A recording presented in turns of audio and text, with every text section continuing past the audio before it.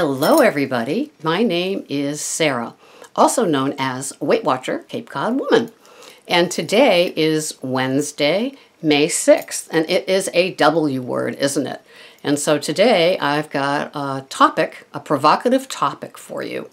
And this is one that I want you to think about and see if you can catch yourself when this is happening. The topic is, are you whining or are you winning? And I think that I can take ownership of both of those things. Sometimes, you know, when I have to be careful if I'm sick, if I'm hungry, if I'm angry, if I'm tired. I have to be very, very careful because food is an emotional item for me. It solves all my problems. And so the scale is my friend after I've seen a loss. It's not my friend before I step on it. It's a very trepidatious sort of move. So I have read, and I'm sure some of you people have read online on the blogs about the whiners. And some of them feel totally, totally justified. And they swear they've done everything right, they've tracked, they've weighed, they've measured. How come the scale said so much more? And come on, we're women. We all know how the scale says so much more. Our best thinking with the scale got us to Weight Watchers, where they say, weigh once a week. And so they do everything they're supposed to, according to them, and then they go to get weighed, and they've put on some weight. Now for me, it's always related to sodium, to menstrual cycles, and to all of those sort of things. And it's, you know, I'm funny, I'm 64, and it's like, there are times that I just still have to like go, oh, that's right, you know. There's a full moon, you know, I had sodium last night, I had that slice of pizza, or I had that I had that macaroni and cheese that I counted the points for, but it's loaded with sodium, loaded with white flour. There's nothing fluid releasing about those sort of items.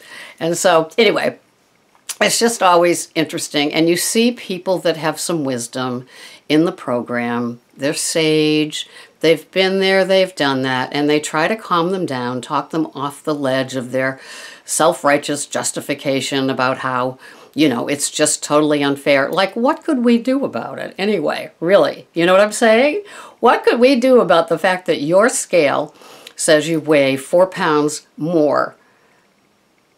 There's nothing we can do, and there's nothing you can do either, although they do offer lots of advice, you know. My biggest first piece of advice is to give up processed white flour. I don't think the artificial sugars do us any good. I don't know if they're fluid retention items, but you know, they aren't doing us any good either, except maybe trying to trick our taste into having more of that item that's not helping us. And so, you know, there's walking it off, there's drinking a lot of water throughout the day, there's not weighing yourself every day. Every time you go to the bathroom and you pee, you know, do you get off the scale and weigh yourself? There is obsession going on out there. And so being a whiner doesn't do anything for that person's situation, and I feel bad. But when we're winning, oh boy, aren't we just all smiles? And you know, it's so funny because it's like we creep up to that scale like we're a cat trying to catch a mouse. And we step on it gingerly. And, you know, it's like, are you going to be my friend? Is the rest of my day predicated on what this number says? Now, I admit, I've got two scales that are really, really kind of weird. One is the old-fashioned, you know, healthometer where you get on it. And then the other one is an LED one. And there's a 5 pound difference there. And I just don't even think about it. As long as those two things are 5 pounds apart, you know, then I know that, like, it's fine. And I weigh myself Thursday morning and Friday morning. One, just in case there is some sort of sodium retention and I just, you know, don't want to get crazy about it. So the 2 days in a row is a good barometer for me. It works. I do not get obsessed for Saturday morning and seeing what I weigh. You know, we all know, right? I mean, for me, it's how my jeans fit, or even more so, what flows over the top of the jeans. You know, is that going down? Is there less and less of that? Can I be seen in a tucked-in shirt or a t-shirt, you know, or do I have that middle tire that's not going anywhere? And then, you know, we look at it and we can take appropriate measures. We can see what people do. Stick with the winners. When somebody is online, or somebody from Weight Watchers, or somebody that you trust, that you've watched their sites for a while or you've read them in the blogs, when they say they used to do something and now they don't anymore and they're a winner in a category they wanted to be a winner, be it bloat, be it yucky stomach, be it, you know, how their pants fit, be it that they've lost weight, believe in that person, because they did the work that they needed to do to find out what worked for them. And so they're winners in their own right, and they can tout their horn. But guess what? A lot of people that have done the work are humble. They're appreciative. They're grateful. They're willing to help others. They're not out there saying, "Look at me." No, they just keep going about their business, adjusting, tracking, drinking the water, doing what they need to do for them. And they're willing to share what they do. And some of them are willing to help you with what you want to know. You know, a lot of people here ask me personal questions. I only can tell them what has worked for me. And so right now, my issue is, Kara, one of the ladies that frequently responds to my videos, she said that she had the Fit and Free pizza last night. Now, they offer a gluten-free pizza at that website, and then they have the Fit and Free, which is 248 calories. I think it's 6 points, maybe 7 points. And so she said she had it, and she felt it was too bready.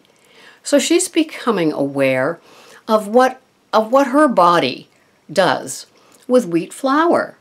And it's great because it's at the same time that my body is also becoming aware of what wheat flour does to me.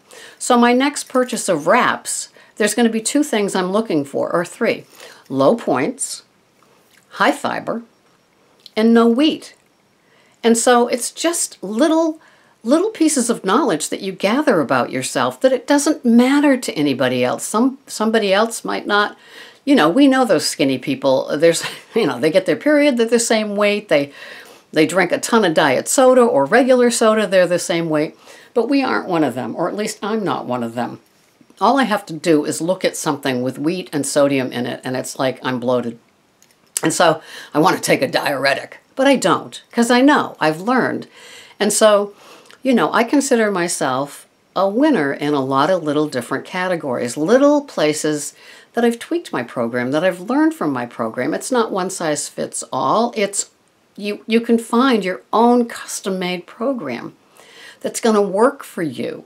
You know, that's why we're so lucky here, because we can figure out our own issues, our own places of strength, our own weaknesses that we want to work on and tweak. We don't want to be whiners. We want to be winners. We want to be like those other people that you see online that do a picture of how much weight they've lost, or they show what they look like. They, you know, the before and after, and the Tuesday transformation, and all of those sort of wonderful things. We don't want to whine. What is whining going to get you? To me, whining is the first shot over the bow of building up to eat something out of self-justification, out of self-sabotage, right? I don't want to sabotage myself today, and I don't want you guys to sabotage yourselves. We can all be winners here. We can all figure out what it is that we need to do for ourselves, and we can share that with other people. Because until I knew, I didn't know. And so people might have been doing something that's a real duh to them, like everybody knows that. Well, I guess I'm a late bloomer. You know, I'm 64 and I'm learning about my body, things that maybe people in their 20s already know. I didn't learn it. I was too busy overeating. I was too busy overcompensating. I was too busy trying to be funny so nobody would look at me.